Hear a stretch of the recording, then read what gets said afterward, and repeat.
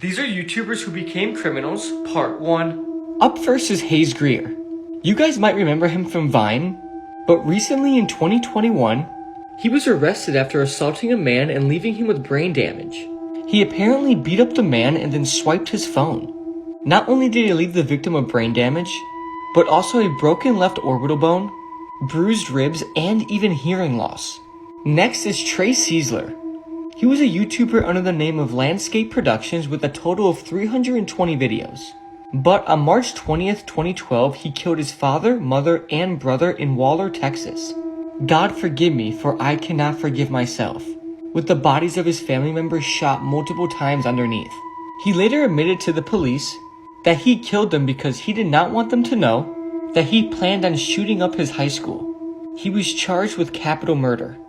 Here are 3 of the most disturbing police sketches and the chilling backstories behind them. Number 1 is Mr. Cruel. This is an unknown man who was never caught but was a serial child predator who was targeting Australia through the late 80s. Described as a brutal assailant, he was also very cautious to conceal his identity and was always seen wearing a tightly fitted ski mask so that his victims could only see through to his eyes. Number 2 is the Eerie-Eyed Man. This is an infamously haunting sketch of a repeat window voyeur who had at least one credible account of entry and assault of a woman. Reported in 2016 and made famous for the unsettling features and disturbingly oversized eyes, this sketch is a haunting reminder that the suspect has never been caught and is still out there somewhere. Number 3. I actually find this one really difficult to look at for some reason. It's just very upsetting and distressing. This is actually a sketch of a suspect who would later be known as the Baton Rouge Killer. Initially a miss, police believed they were looking for a white male when in fact they would be looking for a suspect named Derek Todd Lee. But despite the sketch looking very different from the actual suspect, what's really eerie about it is that this is the expression that the victim remembers seeing on the suspect's face on the night of the attack.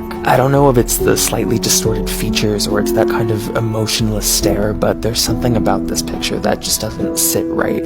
She noticed it in the corner and real life turned into a horror story. In 2004, there was a young babysitter who had been hired to look after some children for the evening. As the kids were peacefully sleeping upstairs, she decided to pass the time by watching some TV, waiting patiently for the parents to return home. But as she settled into the comfy couch, she noticed something odd in the corner of the room. It was a large, towering clown statue. Despite its stationary position, it gave off an eerie feeling as if it was constantly watching her, its eyes following her every move.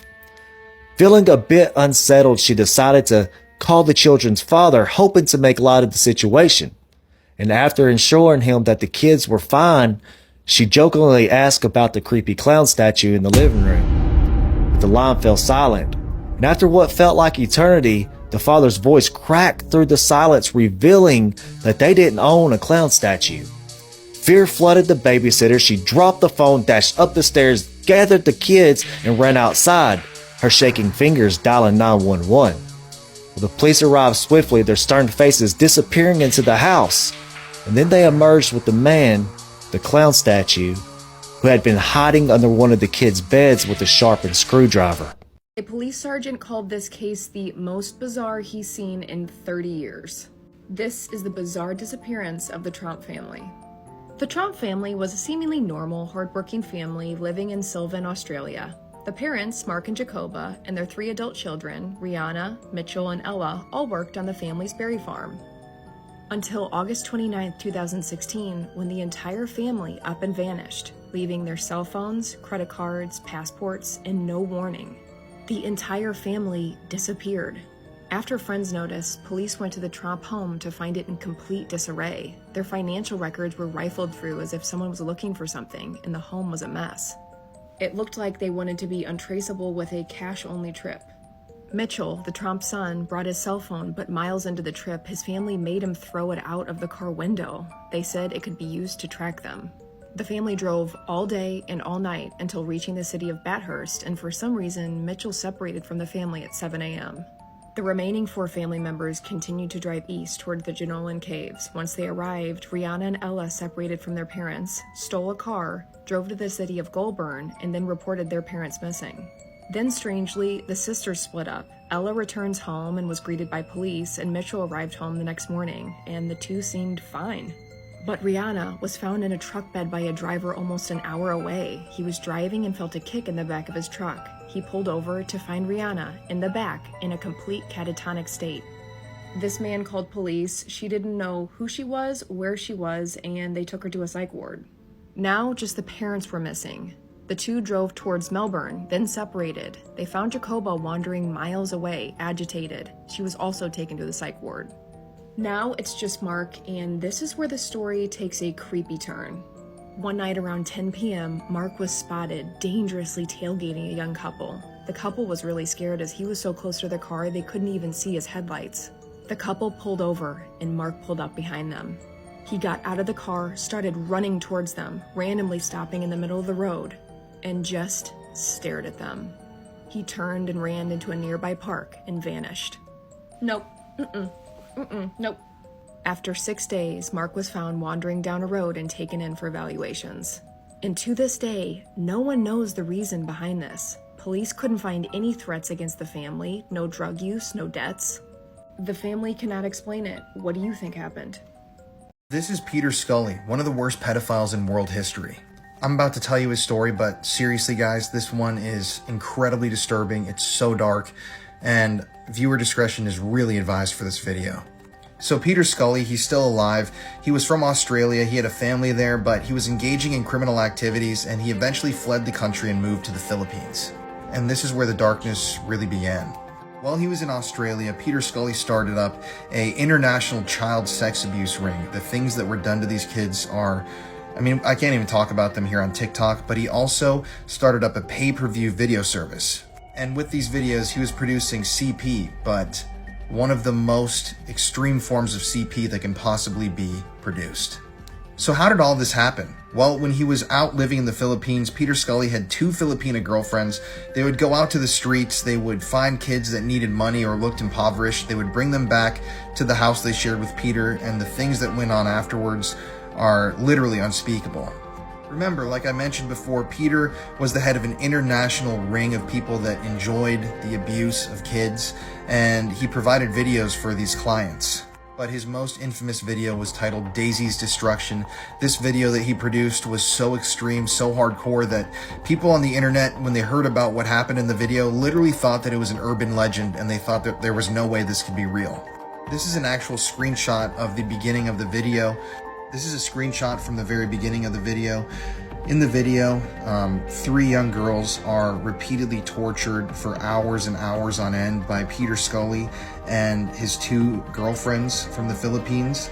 They are beaten, they are sexually abused. I can't even describe, like I said on TikTok, some of the things that happened in this video. And 18-month-old Daisy. Now keep in mind that all of this was on camera. That's the most disturbing part of this. One of Peter's victims actually ended up dying. They were buried in his house. And this sick individual literally sold that video footage across the world. And what's even more disturbing is that there were lots of people willing to pay to see that video. I'm not kidding. People were paying $10,000 to view this video. That is absolute insanity that there are people that sick out there in the world. And this is only the beginning of the crimes that this guy carried out. Some of the other stuff that we're going to touch on is absolutely disgusting. It's just horrific. And the story of how Peter Scully was eventually identified and arrested is extremely captivating. I'm going to run out of time here on this video, but if you want to see a part 2, let me know below. This story is far from over. Oh no, no, no, no, no, no, no, no, no, no, silly, to dry it. But it exploded, and they were both found dead. This is the harrowing case of the Hello Kitty murder. Now this case is extremely dark and you will need a strong stomach to get through this. Fan Man Yi was abandoned by her family as a child. She was raised in an orphanage but was kicked out at age 15 due to age restrictions. Becoming homeless, she fell into problems with substance abuse and began having to work as an S-worker to make money. She would go on to marry one of her clients who also had substance abuse issues in 1996. She had a baby boy 2 years later, just shortly before her brutal murder. Her husband was described as abusive and neighbours claimed that they would hear them fighting through the walls and hear their child screaming and crying. Now Fan wanted to turn her life around. She quit substances and S work and got a job as a waitress and left her abusive husband. However, she was struggling financially because of this. Chan Man Lok was a powerful substance dealer who had previously been one of Fan's regular clients. In early 1999, Fan was desperate for money, so she stole his wallet. When he found out that she had stolen his wallet, he demanded she gave the money back, plus interest. She did immediately give the money back, but couldn't afford to give him any extra. This is when Chan enlisted 2 of his henchmen to kidnap her. He intended to force her into S work to get his own back on Fan and also to make money off her. What they did to her while she was imprisoned for a month is actually mostly too horrific for this app. She was tied up, tortured, and made to eat human feces. What is also really horrific in this case is the fact that a child was involved in her murder. A 14-year-old girl whose identity has been kept anonymous for obvious reasons reported the crime to police. Now, she had been made to be involved with this. She had been groomed by Chan and was known as his girlfriend, which is disgusting and ridiculous considering she was only a child. When the child was at the apartment, she witnessed Chan kick Fan in the head 50 times. The child also joined in, hitting her in the head. After a month of torture, Fan died overnight. After discovering she was dead, Chan's henchmen dismembered her with a saw. They cooked her to stop her from decomposing and creating an unpleasant smell. They sewed her boiled skull in an oversized Hello Kitty doll. When police entered the apartment, they faced a horrifying scene. Body part trophies of Fan were found inside with evidence that all 3 men had interacted with them. Due to the state of Fan's body, there was no way to determine a cause of death. Shockingly, the 3 were only convicted of manslaughter. They were sentenced to life in prison with the possibility of parole.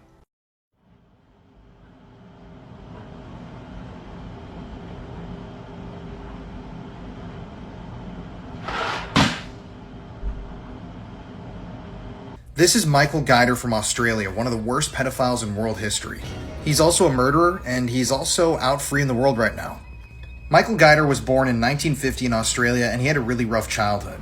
For a while, when he was a kid, he lived at a boys' home where he was subjected to sexual assaults, and he even later told prison psychologists that his own mother had sexually assaulted him when he was a child.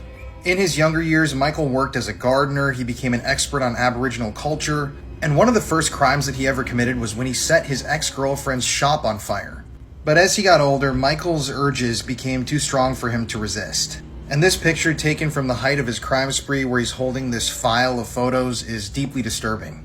You see, in 1996, Michael was charged and convicted of 60 counts of child sexual abuse.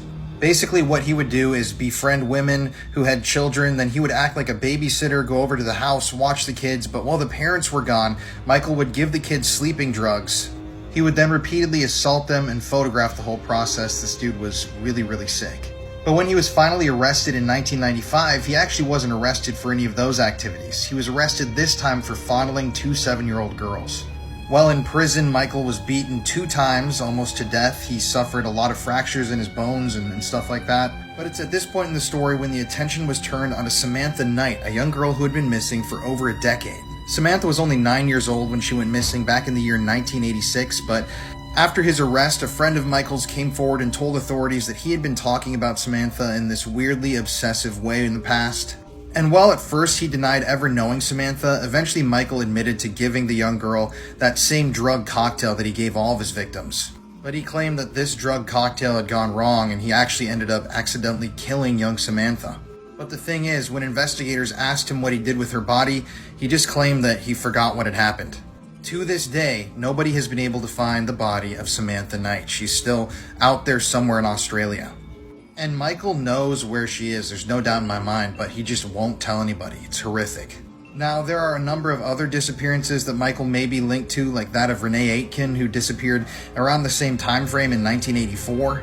But then here comes the bombshell at the end of the story. In 2019, Michael was released from prison. He served 17 years for killing 9-year-old Samantha Knight and for those 60 counts of child sexual abuse, but he's now out on the streets. There were obviously massive protests and people were very against the release of Michael, but due to technicalities, he got out and he's still out. Now, I read some reports that in October of this year, the police checked up on Michael and they found a lot of images of CP on his phone and in his home, so he was rearrested and all of this, but he's still out on the streets. He's not back in the system yet. And I think it's just horrific that Samantha Knight's body has never been found.